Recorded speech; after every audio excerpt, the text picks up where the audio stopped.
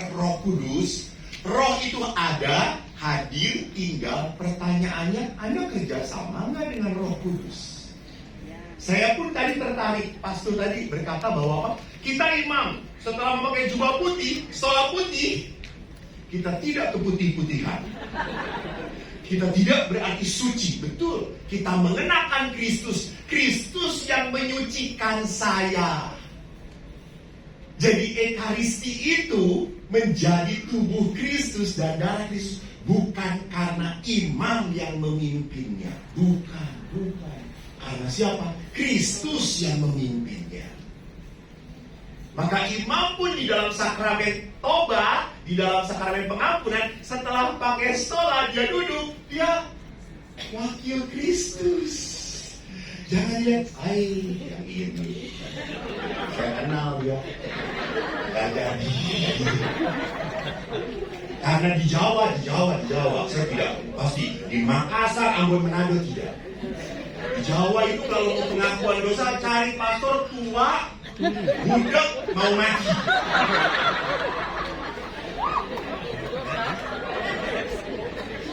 Jadi lihat di sini kita lupa menempatkan sakramen sebagai kehadiran Allah dan melihat siapa pasturnya. Dan saya kalau sakramen pengampunan itu saya tidak mau melihat, karena ini bukan konsultasi. Saya selalu membelakangin atau nggak melihat. Saya tidak mau. Dan saya tidak berpikir, ini suara siapa ya? Gak boleh langsung ngeliat, ini siapa ya?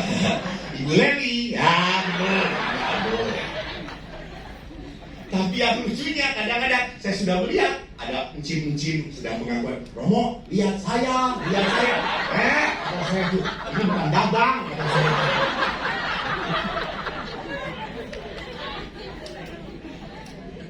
Jadi lihat di sini sakramental, bahwa pembaptisan itu pun berfungsi sakramental, yaitu apa? Sungguh menghadirkan meterai Yesus. Nah, mari kita lihat karakter Roh Kudus. Jadi kita sudah tahu kapan kita diberi Roh Kudus, dan Roh itu karakternya seperti apa. Ada 5 karakter yang dituliskan oleh Thomas Aquinas. Tapi saya hanya membuat 1 saja. Karena jangankan 5, 1 aja masih pening saya. Gak ngerti. Pertama yang menarik adalah apa? Allah adalah Roh. Maka Rasul Paulus mengatakan apa? Sebab Tuhan adalah Roh, dan di mana ada Roh Allah, di situ ada kemerdekaan. Jadi Roh itu yang membuat manusia hidup dalam kemerdekaan. Roh yang hanya memungkinkan kita selamat sampai tujuan. Apa tujuan kehidupan manusia kalau bukan persekutuan kembali dengan Allah? Kita berasal dari Tuhan, diciptakan oleh Tuhan. Dan ingat, kita harus kembali bersekutu dengan Allah. Maka Roh itu, lihat, Roh Allah memerdekakan kita dari ketidaktahuan dan dari perbudakan dosa. Seringkali kan kita tidak tahu, misalnya ada orang yang berkata, Romo, terima kasih pada Tuhan, mantu saya ini bayi tabung dan berhasil.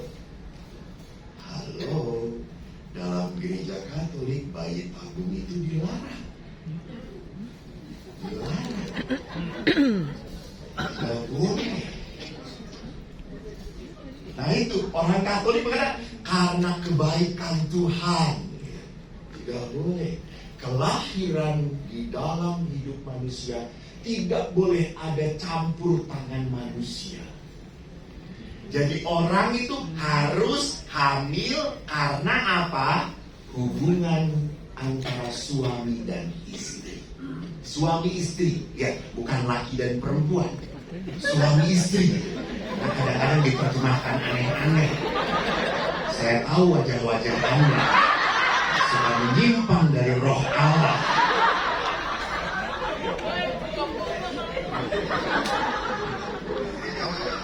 langsung dibahas, kamu muka porno, jadi kamu nggak tahu.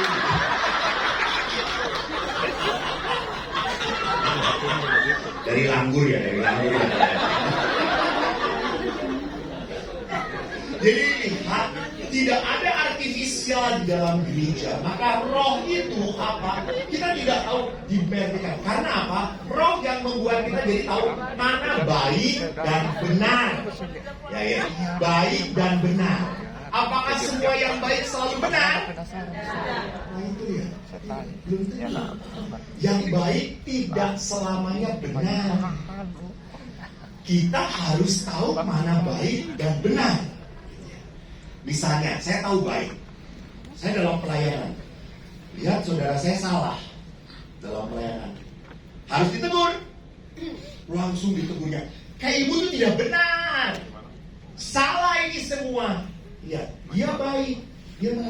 Tapi tidak benar. Karena apa? Menyakiti. Maka Roh Kudus itu memerdekakan kita dari ketidaktahuan. Supaya kita itu menjadi pribadi yang apa? Bijaksana. Contoh, seorang dokter. Tahu nih, ibu ini udah tua. Lalu kankernya stadium 4. Karena dokter ini mau berkata jujur, Ibu stadium 4. Kankernya ganas banget. Saya yakin 2 hari lagi mati. Dokter ini salah. Ya nggak salah. Tetapi dia tidak benar. Dia boleh menyampaikan secara bijaksana. Artinya apa? Ibu ini mana yang perlu tahu dan mana yang tidak perlu tahu. Kan dia tidak perlu tahu bahwa kankernya ganas. Kan dia tidak perlu tahu stadiumnya 4. Karena apa?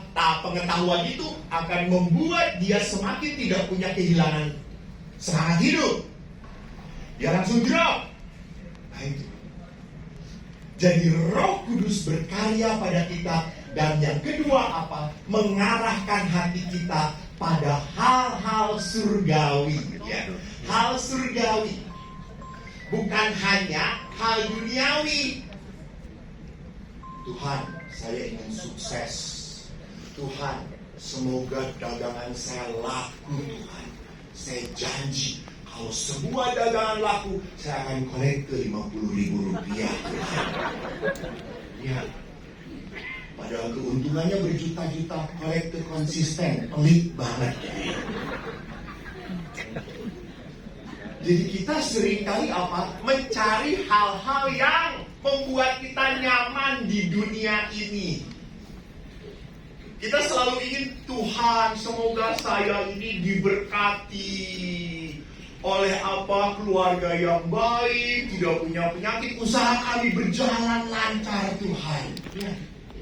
Kita seringkali lupa meminta kita masuk surga. Kita seringkali hanya meminta apa? Diberkati di dunia. Mungkin Tuhan akan berkata, oke, gua berkati semuanya. Dan besoknya, lu selesai. Nah, mengerti Bapak Ibu? Kakak kolektif jangan pelit-pelit. Apa yang ada di saku Anda milik Tuhan. Halo. Dan kita tidak tahu sampai kalau saya tidak mau menakut-nakutin, saya tidak menakut-nakutin. Silakan kalau mau duluan dipanggil. Artinya apa? Hati-hati. Kita seringkali lupa untuk menyiapkan diri kita mati sebagai seorang yang pantas dan layak. Kita sibuk apa? Mengemas badan kita. Kita kemarin toh ibu-ibu ditarik lah ininya, halus-halus. Beberapa ibu tuh saya lihat beberapa kali ditutup lagi. 5 menit pecah-pecah lagi. Ditutup lagi. 10 menit lewer ke sini.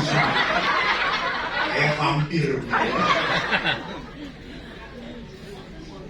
Jadi kita sering kali lupa bahwa manusia itu punya raga dan jiwa. Kita seringkali olahraga tetapi lupa mengolah jiwa kita. Kita lupa mengolah batin kita. Kita punya banyak waktu untuk mengolah tubuh kita. Oh, ibu-ibu toh, ayo senang segala-galanya. Ayo doa. Ayo belanja.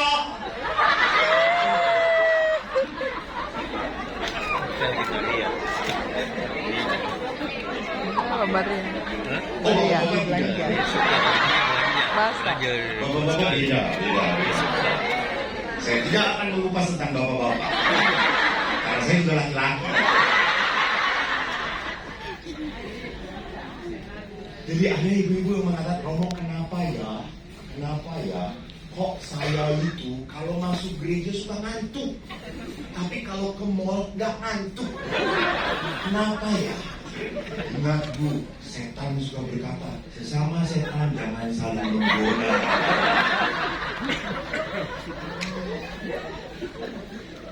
Jadi perhatikan di sini bahwa kita harus sadar panggilan kita itu bukan keselamatan di dunia ini semata, bukan. Tetapi apa? Sampai surga. Untuk apa Anda melayani? Untuk apa Anda berdoa? Bukankah kita ingin mencicipi aroma surgawi? Dan aroma surgawi itu bukan masalah kelak, bukan. Surga itu sifatnya apa? Kekal. Apa itu kekal? Abadi. Apa itu kekal? Apa itu kekal? Abadi. Kekal itu artinya apa? Sekarang Dan selama-lamanya. Jadi mulai dari kapan? Nah, itu dia, tenang, jangan emosi. Ampuni dia Tuhan. Baru benar sekali aja sombong.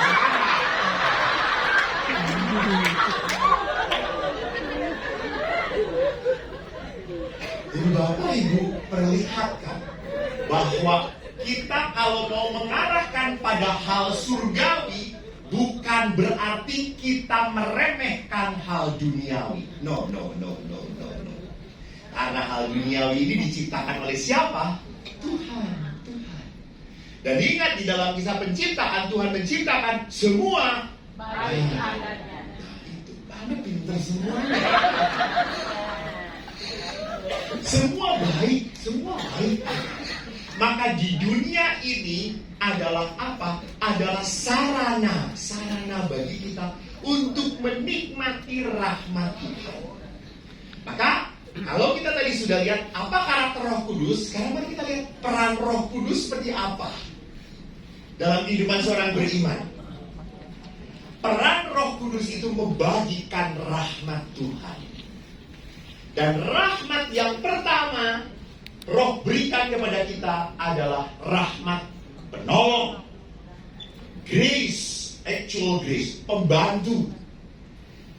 Coba perhatikan, ini nanti sore akan saya bahas sedikit, tapi sekarang juga saya kupas nggak apa-apa. Ingat tidak, sewaktu para rasul hidup dengan Yesus, hidup imannya naik turun. Kadang-kadang semangat, kadang-kadang kehilangan kepercayaan. Ingat waktu ada badai, perahu mereka diterjang badai. Yesus, kenapa kamu tidur? Kamu tidak tahu bahwa kita binasa. Lalu Yesus bangun, oh ini badai. Mereka orang-orang yang terbiasa dengan laut Galilea, danau Galilea, dapat seperti itu penuh ketakutan. Yesus mengajarkan, kamu lupa, kamu bersama aku. Ya, mereka drop. Tiba-tiba naik. Petrus, Yakobus, Yohanes dibawa ke gunung melihat kemuliaan Tuhan. Petrus berkata, kalau boleh kita siapkan tenda bagi kamu. Kita tinggal di sini. Ya, naik lagi. Petrus dengan gagah berani, tidak akan pernah ada yang menyentuh engkau, Guru. Aku siapkan tubuhku. Tiba-tiba waktu di perapian, Yesus ditangkap. Wanita, namanya wanita tuh selalu nggak pernah bisa diam. Kamu muridnya ya? Bukan. apakah pengkhianatan, apakah drop iman terjadi setelah peristiwa Pentakosta? Tidak. Anda baca dalam kitab suci? Ada? Tidak ada. Setelah peristiwa Pentakosta, para murid sungguh-sungguh berani, kehilangan apa? Nyawanya. Maka saya suka kagum. Maaf, boleh saya jujur sedikit. Di paroki saya suka kagum. Yang aktif itu banyak orang-orang karismatik. Mereka itu rela, rela capek, rela bekerja, bahkan dana pun tombok. Mereka rela gak banyak omong dan kegiatan berjalan baik. Saya lihat apa? Orang karismatik. Wow, maaf, ini di Bandung. Saya tidak tahu di Mam ini bagaimana. Jadi kenapa sampai seperti itu? Kenapa sampai seperti itu? Roh itu bukan hanya dinyanyikan. Roh Kudus kau hadir di sini. Roh Kudus apa? I love you Roh Kudus. Noni, Roh Kudus itu harus betul-betul membakar. Maka Roh Kudus menjadi penolong itu artinya apa? Menerangi akal budi kita dan menguatkan keinginan. Saya tahu dan mau. Nah itu, tahu dan mau. Karena seringkali banyak yang tahu tapi tidak mau. Itu. Saya pernah memberi retret ibu-ibu WK. Ibu-ibu semuanya. Ya itu kan kenyataannya, tenang aja. Nanti ada saatnya. Ibu-ibu dipanggil Tuhan. Kan ibu-ibu WK itu saya mengatakan, Bu, mari kita hargai suami kita. Cobalah. Kita sering menuntut suami. Kita sering lupa bahwa suami itu begitu sudah banyak berbuat baik. Lalu beberapa ibu, betul Romo, betul. Nah, coba. Nanti pulang retret kalau ya peluk, sayangi. Ya Romo, baik. Saya akan peluk, saya akan sayang. Kenapa? Karena ada saatnya. Ada saatnya dia bersama aku, ada saatnya dia pergi dari hidupku. Betul Bu, sayangi. Oke Romo. Pulanglah ibu ini dari retret. Saya iseng telepon. Bu, gimana? Gak jadi. Kenapa Bu? Gak jadi, tadi kan niatnya udah bagus banget. Romo, gimana gak jengkel Romo? Pulang ke rumah cucian banyak, rumah acak-acakan, suami sedang nonton sepak bola, diem gitu.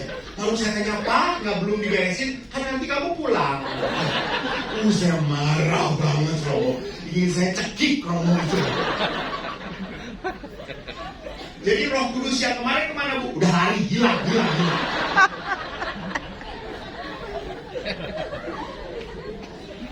Manusia seringkali di rumah retret terjadi tomat.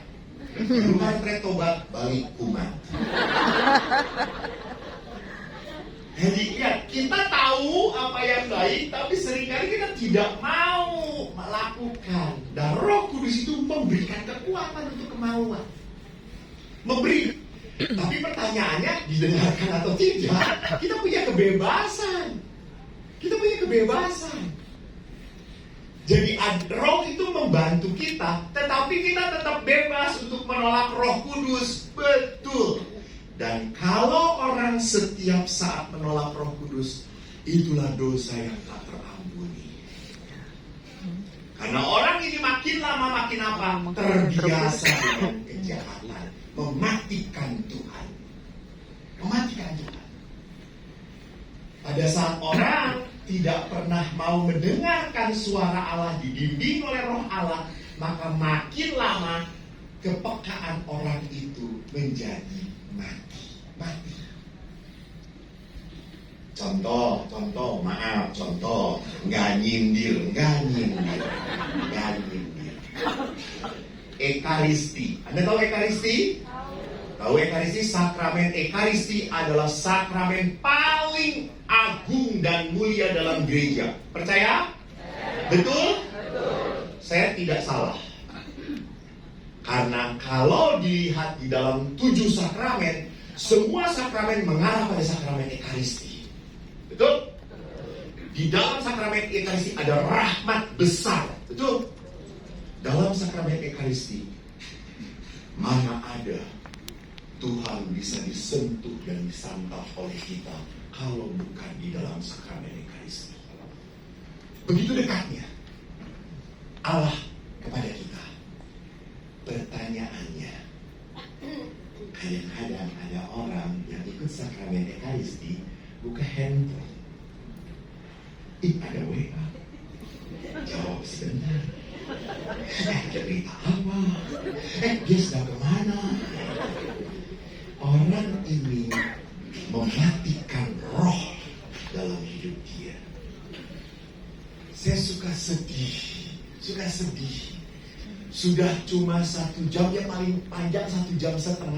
Kenapa tidak tahan itu si kampret diam di dalam? Apakah lebih penting orang itu daripada Tuhan? Malu dong. Sorry saya ngomong itu, malu dong. Tuhan sudah memberkati kita, kita diminta untuk setia duduk saja, nggak rela. Aneh. Lihat, kita memperlakukan Tuhan seperti itu, padahal Tuhan memperlakukan kita dahsyat. Anda ingat nggak? Apakah Tuhan itu bertindak adil pada hidup kita? Adil atau tidak? Adil atau tidak? Hah? Percaya? Ya. Kalau Anda percaya Tuhan adil, Anda hancur hidup Anda. Tuhan nggak adil memperlakukan kita. Kalau Tuhan adil, emang berapa banyak ibu berbuat baik pada Tuhan? Berapa banyak Tuhan memberkati itu? Tuhan memperlakukan kita dengan belas kasih, bukan dengan keadilan. Tuhan gak akan adil pada kita, gak akan. Karena kalau adil kita habis. Coba, percaya atau tidak? Betul atau tidak? Betul. Coba kalau kita pakai kebayangan, Romo nanti kita di surga ditimbang-timbang loh kebaikan dan kejelekannya. Maaf, Uskup Mandaki pun masih bedak kayak gitu. Pasti. Kita orang lemah, kita mudah jatuh. Saya sekolah di Filipina, tanya Romo Adrian. Orang Filipina kalau ke gereja, rok naik, ini ke bawah. Duduk di depan, ikuti semuanya. Ya Allah Tuhan Yesus, kamu sudah menjadi daging.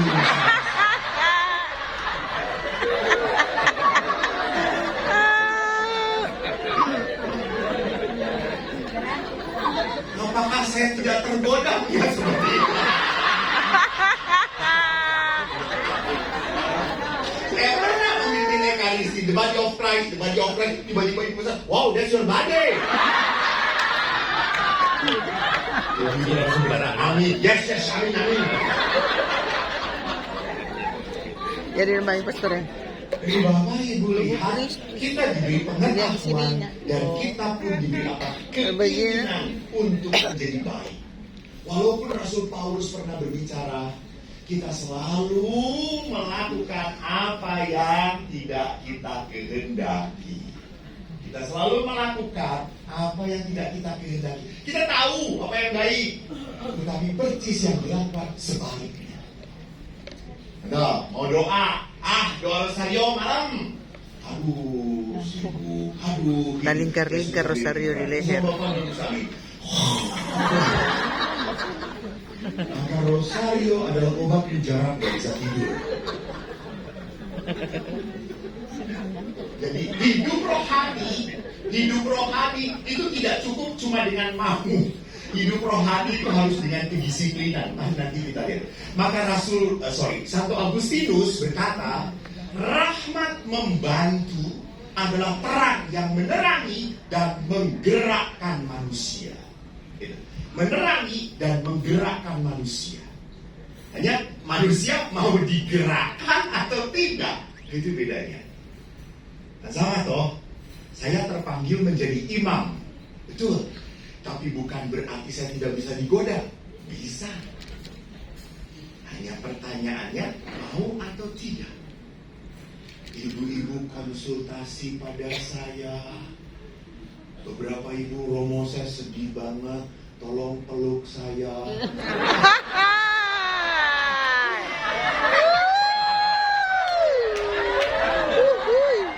Mau atau tidak? Mau.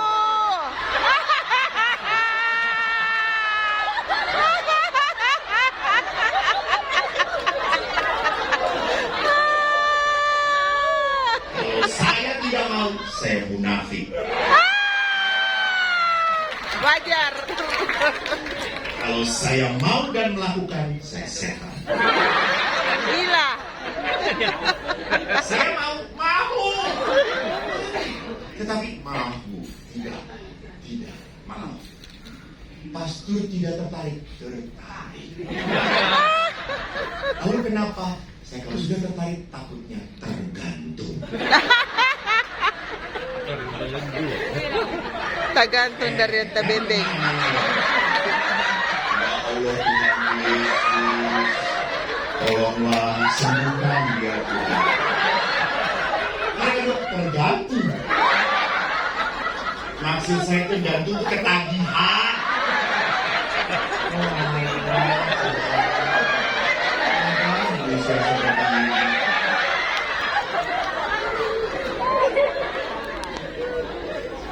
Jadi pertanyaannya adalah, kalau Roh Kudus itu kan memberikan pengetahuan penolong, kita harus selalu mengupgrade pengetahuan iman kita. Mengupgrade. Jadi jangan berpikir kalau sudah dibaptis, otomatis saya tahu semua tentang Katolik. Enggak lah. Otomatis kalau saya baca kitab suci, Tuhan akan menerangi aku dan memimpin aku pada jalan hidup yang benar. Kadang-kadang Tuhan sedang pelesir, coy. Maka apa yang harus kita lakukan? Kita harus membaca kitab suci atau kehidupan para kudus, buku-buku rohani, mendengarkan khotbah, hidup dalam persekutuan karismatik. Maaf ya. Kalau persekutuan karismatik namanya kan persekutuan karismatik. Dari namanya sudah jelas toh, karisma. Ada karunia. Kalau kumpul bareng ngomongin orang nggak sih? Enggak ya. Paling ngomongin pastor parokinya ya.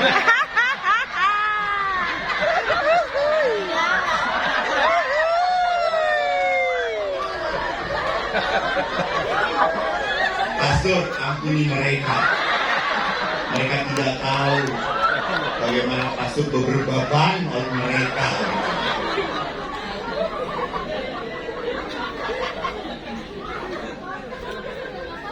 Jadi lihat, kita butuh persekutuan, betul. Kita butuh persekutuan untuk saling apa? Saling menguatkan, bukan saling merusak iman.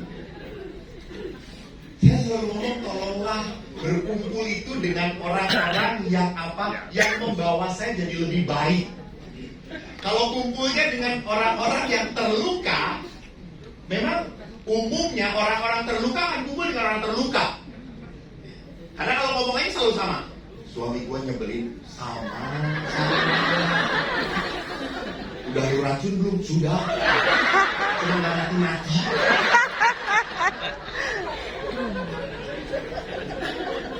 Jadi kalau orang terluka dengan terluka, ngomongnya nyambung. Coba dengan persekutuan karismatik, Anda berkata, suami saya nyebelin, mari kita doakan.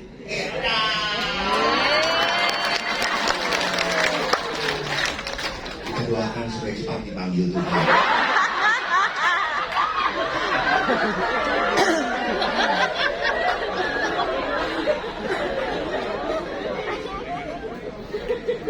Jadi Bapak Ibu lihat bahwa rahmat pertolongan dari Tuhan itu harus apa? Harus kita dengar dari sumber yang benar, yaitu gereja Katolik.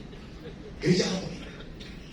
Maka saya salah satu imam yang tidak setuju kalau Anda sebagai orang Katolik jajan ke gereja lain.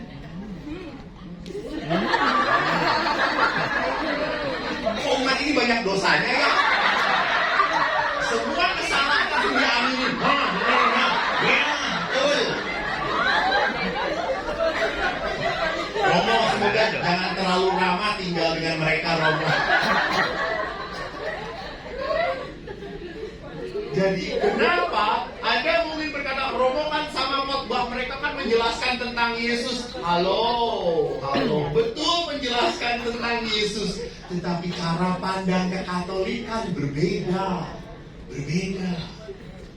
Kita punya spesial.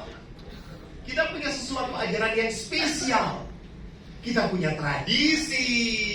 Kita punya magisterium gereja. Itu yang kita harus juga dengarkan. Tidak hanya semata-mata kitab suci, dasar iman kita. Maka tadi, rahmat pertolongan itu berarti apa? Orang kalau mau ditolong oleh Roh Kudus harus punya banyak wawasan. Harus punya banyak pengetahuan. Harus banyak memasukkan hal yang baik. Supaya apa? Roh itu makin mudah tumbuh dalam hati kita. Yang kedua, rahmat pengudusan. Rahmat ini kalau tadi rahmat pertolongan, rahmat pembantu, Allah memberikan kita tahu dan mau. Sekarang rahmat pengudusan. Artinya apa? Membersihkan, memurnikan jiwa kita yang sebelumnya ternoda dan kotor oleh dosa, sehingga pada akhirnya jiwa manusia menjadi indah kembali dan berkenan pada Allah. Tadi kan karena roh pertolongan manusia kan jadi tahu dan harus menghendaki hal yang baik dan benar. Tetapi karena kita ini keras kepala, jatuhlah kita di dalam dosa, maka butuh roh pengudusan. Roh pengudusan yang membuat apa? Yang membuat kita layak kembali untuk dipimpin oleh Roh Kudus. Kenapa kok demikian, Romo? Karena roh tidak bisa berdamai dengan dosa. Gak bisa. Kalau Anda hidup dalam dosa, jangan pikir hidup Anda dibimbing oleh Roh Kudus. Oh tidak. Otak Anda pintar, tetapi jiwa Anda sakit. Maka ada orang yang pernah tanya pada saya, marah. Karena apa? Dia prodiakon, tapi punya istri simpanan. Dengan alasan apa? Istri saya sudah tidak bisa melayani saya lagi.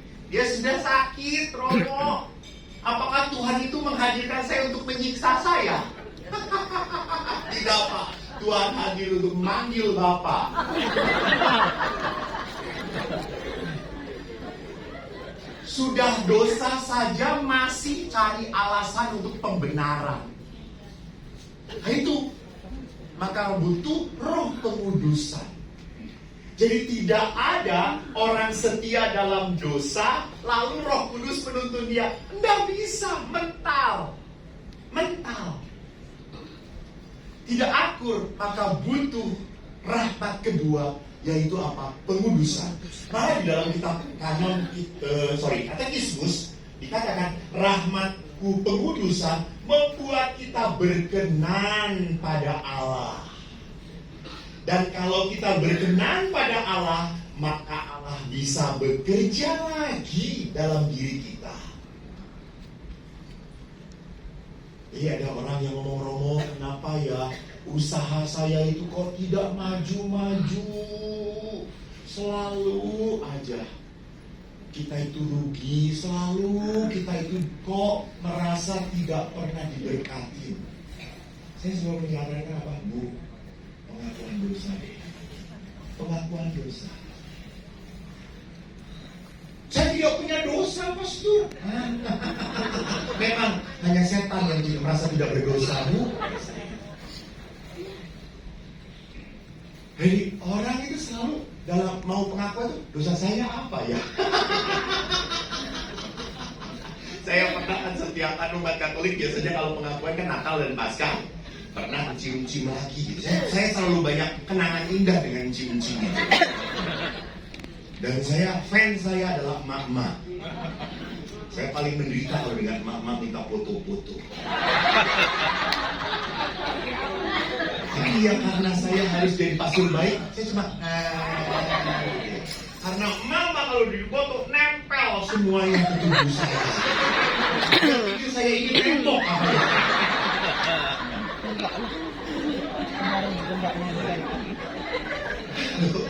Cincin itu pengakuan dosa pas mau Paskah, mau hari suci. Dia datang, lalu seperti biasa sih, Romo Eko, saya mau pengakuan dosa. Iya silakan Oma, saya berkati dulu ya. Sama Bapak ucapin, Romo, dosa saya itu sama dengan tahun lalu. Romo kan masih ingat kan?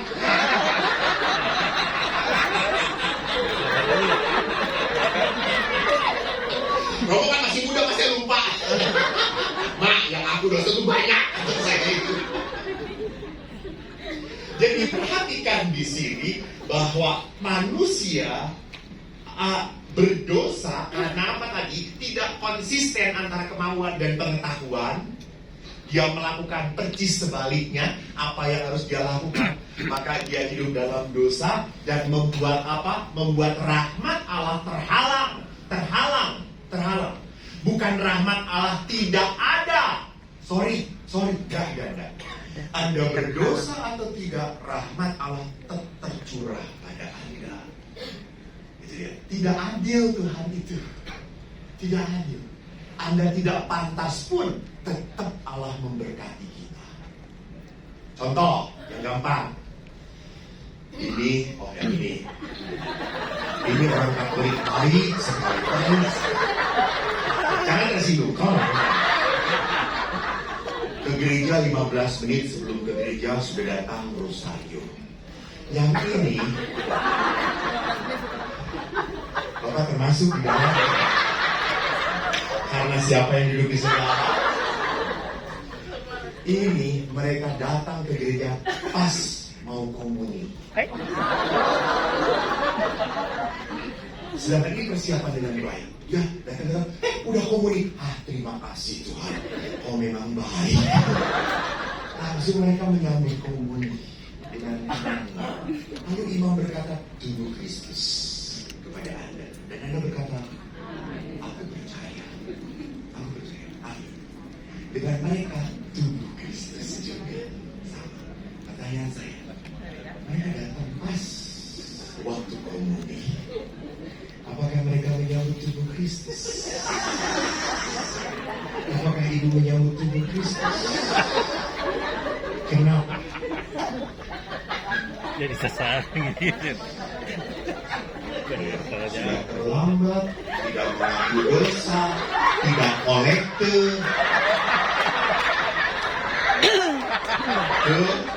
Jadi ibu menyambut tubuh Kristus atau tidak?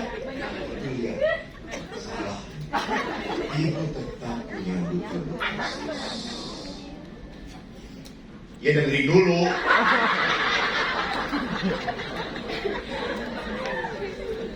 Tetap tubuh Kristus. Tetapi apa yang Anda sambut, apakah akan membuahkan damai, sukacita, kebahagiaan? Itu bedanya.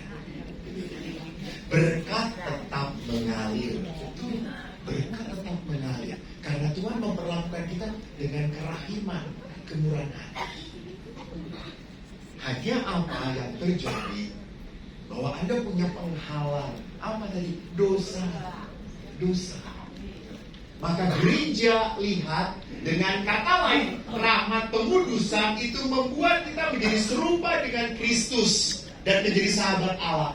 Maka bagaimana supaya kita tidak kehilangan rahmat kemurahan Tuhan? Halo? kita hanya bisa lakukan lewat sakramen penyesalan.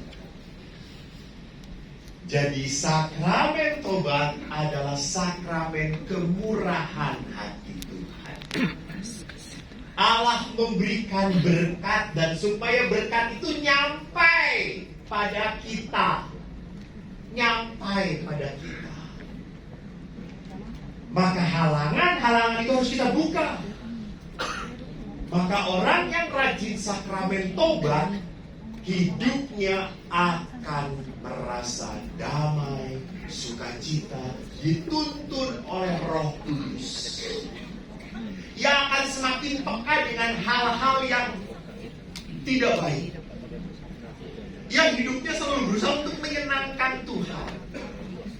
Enak nggak ya? Salah nggak ya? Baik nggak ya? Jadi sakramen pertobatan sering dikenal dengan sakramen rekonsiliasi. Apa itu rekonsiliasi? Perdamaian. Saya yang sudah menjauh dari Tuhan, Tuhan tidak pernah menjauh dari kita, tidak pernah. Kita yang jauh dari Tuhan, kita yang lari dari Tuhan. Kan ingat, Yesus selalu mengatakan, akulah gembala yang baik, yang mengenal domba-dombanya. Kita itu dombanya Tuhan, betul. Tapi seringkali namanya domba kan suka cari apa? Rumput. Dia sibuk cari rumput. Bukan, mana Yesus? Mana Yesus? Ngerti maksud saya? Kita terlalu sibuk mencari apa yang kita butuhkan sampai kita melupakan Sang Pemberi berkat. Kita selalu minta berkat dari Tuhan, tapi kita lupakan Sang Pemberi berkat. Maka kita butuh apa? Rekonsiliasi, berdamai. Nah, orang Katolik maaf. Seringkali rancu di sini di kepalanya. Romo, kan Tuhan itu baik. Ya betul. Kan kita bisa mohon ampun langsung pada Tuhan. Bisa. Silakan. Itu lihat anggapan saudara kita. Di dalam gereja kita ada rahmat sakramen. Artinya apa? Anda tidak hanya mengaku di dalam rahmat sakramen, Anda pun diampuni dan dibebaskan. Itu. Saya benar tidak memberi kesaksian ini? Umumnya orang yang mau ngambil sakramen pengampunan wajahnya penuh kegelisahan. Ya, ngomong apa nanti? Pasturnya inget nggak ya ke gue?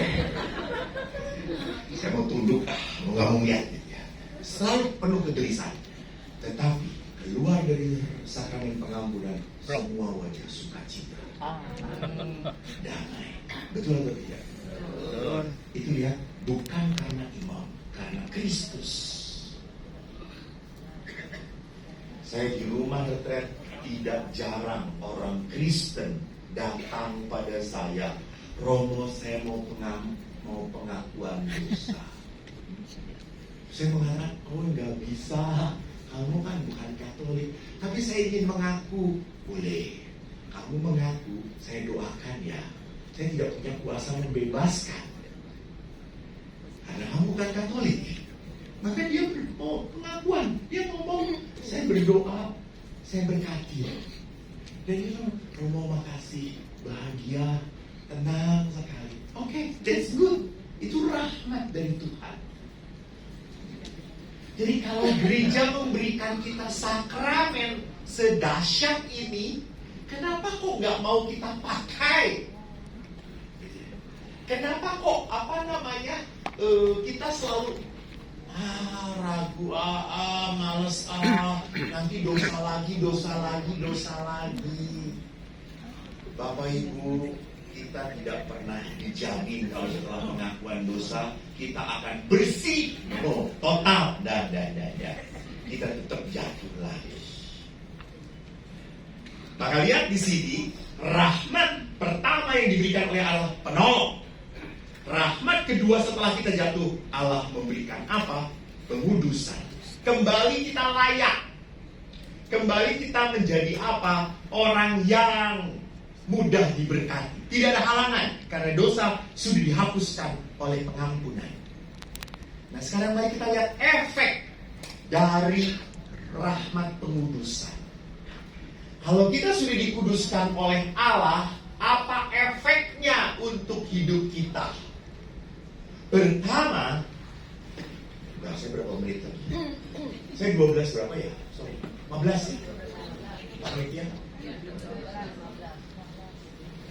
12:15. Oke. Efek dari rahmat pengudusan pertama, Roh Kudus memurnikan kita dari dosa berat. Berarti apa? Kalau kita dikaruniai oleh Roh Kudus, berarti apa? Kita tuh selalu merasa gatal, tidak nyaman dengan sesuatu yang gak baik itu. Kita selalu merasa ada sesuatu yang kurang, ada sesuatu yang salah. Misalnya, saya jengkel banget. Saya itu kan hidup dengan pastor-pastor. Di biara kami ada 8 pastor. Saya tinggal di rumah retret. Ada kakak kelas saya yang menyebalkan sekali. Karena pastor-pastor kan tinggal tidak bisa berdasarkan pilihan. Kami harus taat. Kalau ada pastor senior, kakak kelas saya, kalau diberi tugas selalu nolak. Selalu ada alasan. Maaf, saya sudah tugas. Maaf, saya sudah tugas. Lama-lama Eko ini jengkel. Saya akhirnya apa? Saya akhirnya mata-matain dia. Tugas kemana? Ditugaskan di mana? Saya ada tugas. Oke. Dia pergi naik motor. Gua kuntit dia. Makin jengkel ya. Dan apa yang terjadi? Rupanya dia tidak tugas, main badminton. Asem. Tugas badminton. Jadi selama ini dia lebih senang hobinya main badminton daripada tugas pastoral. Saya pulang langsung ketemu pimpinan. Pastor, membunuh itu dosa atau tidak? Kenapa? Saya jengkel dengan pastor ini. Dia tidak mau tugas, malah olahraga, main-main, enak banget. Uang saku sama, penderitaan tidak sama.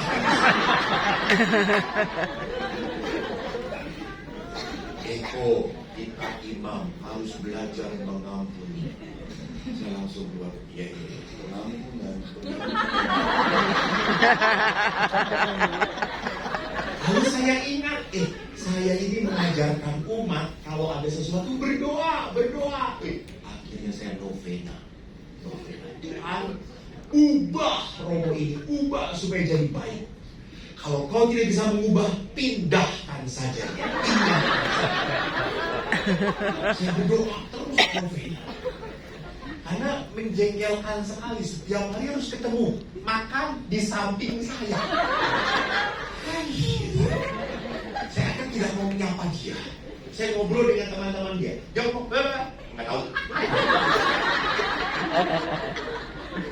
Dan menyebalkannya, dia kan presiden menyebalkan. Biasanya orang menyebalkan tuh apa? Biasa-biasa aja. Hai, gimana kabar? Ngomong dengan itu tidak. Biasanya orang yang membuat masalah tenang-tenang saja. Kita yang bermasalah yang tidak tenang. Dan setiap malam kita kalau berdoa selalu berkeliling. Dia di depan saya. Dan doa penutupnya adalah Bapa kami. Itu doa yang menyebalkan. Tuhan, ampunilah kesalahan kami seperti aku pun tidak mengampuni kesalahan dia.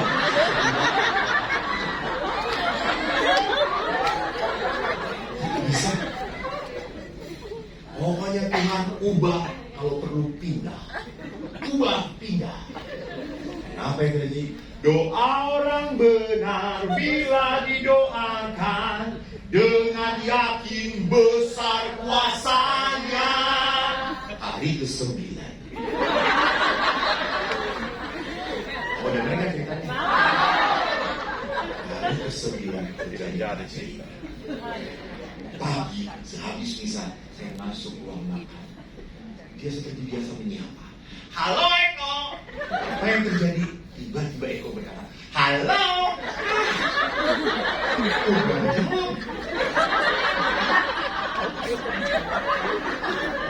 Gimana kok? Sehat? Romo sehat? Sip, sehat.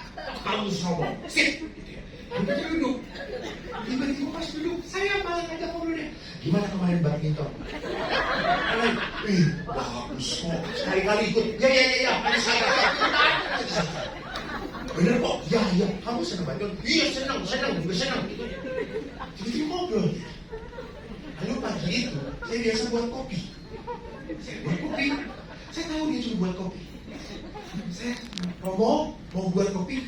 Mau kok. Saya buatkan sekalian. Ya Romo, ya kok, makasih kok. Ada Tuhan. Apakah Tuhan mendengar doa saya? Jangan dengarkan Inggris.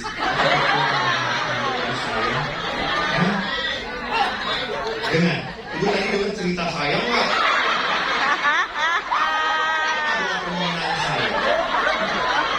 Atau ubah. Tuhan mendengar doa saya? Tidak mendengar. Tuhan mendengarkan doa saya? Terjadi perubahan pikiran dari para iblis ini. Tuhan mendengarkan doa saya? Dia kan ibu yang lebih suci. Tuhan mendengarkan doa saya? Tuhan dengar Bu? Dengar? Ibu dengar cerita saya?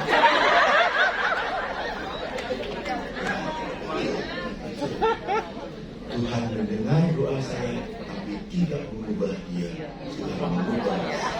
Ya. Anda senang ya saya yang berubah ya? Apa yang saya katakan? Kalau minta pada Tuhan, jangan mengatur Tuhan. Tuhan tidak bisa diatur. Dan Tuhan tidak suka diatur. Saya Bandung paling terkenal sebagai imam pencabut nyawa. Oh gitu Pak? Minimal 3 hari.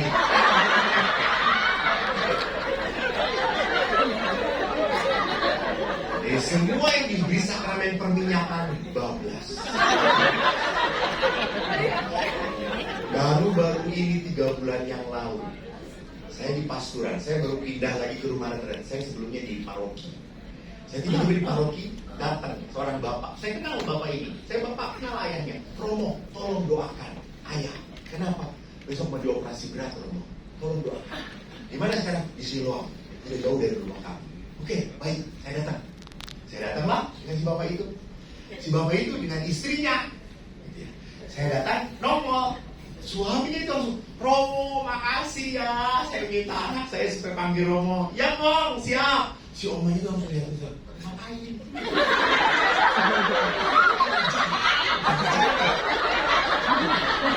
Minta. Ngapain ini? Jangan. Lalu akhirnya si Kong ini begitu bahagia. Saya berdoa, saya beri perminyakan, saya beri sakramen viatikum, sakramen Maha Kudus. Si Kong itu damai. Lalu saya pulang. Kong pulang dulu ya. Lalu si omanya udah pulang Romo. Si omanya ini langsung, saya dengar dari kakak anaknya, langsung telepon saudaranya, adiknya dia. Itu kakak iparmu sudah diberi sakramen perminyakan. Sama siapa? Romo Eko. Tinggal nunggu waktu. Ngomong kayak gitu sama. Iya, gak tahu anaknya gitu. Dan saudaraku apa yang terjadi? 4 hari kemudian meninggal. Dan saya datang ke pemakamannya. Saya datang. Itu ibunya. Nah ini nih yang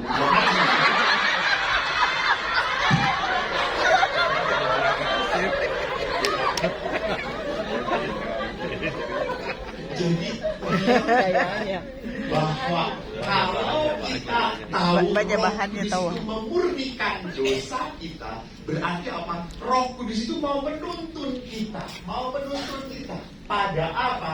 Pada kemuliaan Tuhan, pada rencana Tuhan, bukan pada keinginan kita.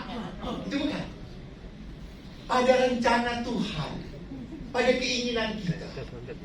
Maka Roh Allah itu memurnikan kita dari dosa berat. Roh itu mengingatkan kita. Itu efek dari Roh Kudus. Yang kedua adalah apa? Kita karena kehadiran Roh Allah, disucikan oleh Roh Allah, maka kita menjadi bait Allah. Roh tinggal di dalam diri kita. Oh, lihat panitia di sini belum apa-apa, kamu sudah dapat amplop. Oke, siap.